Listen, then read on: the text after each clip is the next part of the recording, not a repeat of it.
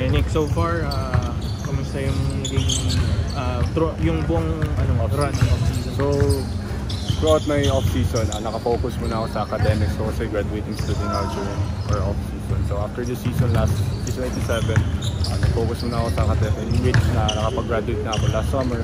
Tapos, after that, while having my OJT rin before the graduation, I was practicing already in UST. So, to help me mentally and physically prepared for this season. So, tutulungan naman din ako ng mga teammates ko. Lahat. Kasi there's times na absent din ako sa practices. Kasi nakafocus din ako sa academics. They were so proud of me na nakapag-graduate ako on time.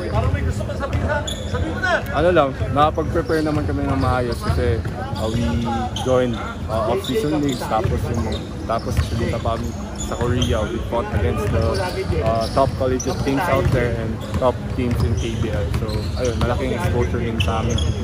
Gel and help our team improve.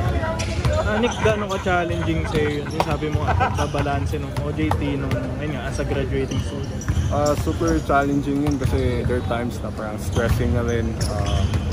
Mapapagod ka physically and mentally. And, dalawa practice ko nun BLS 3x3 tapos may UST pa ako, may OJT pa ako. So I did well in balancing na lang. Tapos iniisip ko na lang yung motivation ko is to graduate talaga.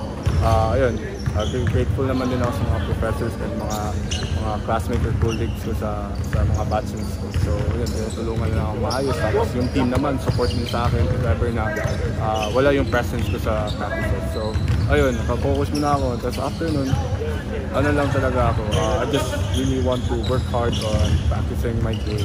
After na dahan-dahan, gradually lang. So, ayun. Up until na, andito na ngayon. Bilis ng panahon eh. Parang feeling ko last season pa to eh. Pero it's my last season na. I'll just do my best. Sa tingin mo ba, isa sa mga added motivation, syempre yung exit nyo ng final for last year? So for my final year talaga, gusto ko talaga makapag-participate sa championship. So that's our goal. I know all teams are like their goal is to be in the final four first, tapos championship. Lahat naman kami we're aiming for that spot. But I can feel it naman, kayang-kaya naman ganun.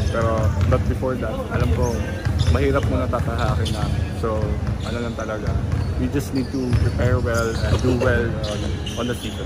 Sa tingin mo, ano yung nagbago or ano yung na-develop ng team kaya nasabi mo na, nafe-feel mo na kayang-kaya talaga this season?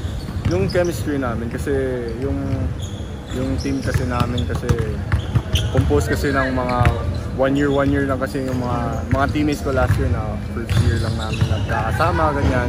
But now it's different. Like the chemistry is there, the eagerness is there, tapos yung gel ng team ganun. So pang thankful din. And for those na mga rookie na galing from high school, they're willing naman to adjust to us na gina-guide naman maayos namin, especially sa mga seniors. Sa tingin mo ba, baga yung, syempre malaki yung pressure sa inyo ni Fort. Baga kayo yung talagang tinitignan na magli-lead ng team na to. Pero other than the two of you, sino yung masasabi mong makakatulong sa goal niyo this season? Actually both naman kami kasi we play differently naman eh. So he's a point guard, I'm a guard, scorer guard. So different talaga kami. So lang talaga, mas more dapat yung presence namin, leadership andun dapat. Hindi lang dapat on the court but dapat off the court rin. I think nag-guide ko rin maayos ng mga teammates ko and I know Coach is doing his job naman din.